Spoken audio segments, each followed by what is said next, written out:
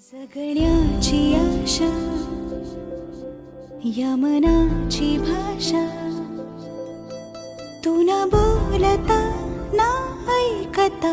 समजून घेना स्वप्नांचे रंग मी तुझ्यात दंग पुरी बाकी काय तुझी साथ संग असताना आकाशी चंद्र चांदण्या तोडून मी कहाणल्या मनाचा पाळणा करू बांधून घे जरा झुला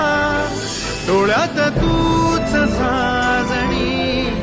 सुखाचा स्पर्श तू नवा तुझ्या विना उरेना अर्थ जीवना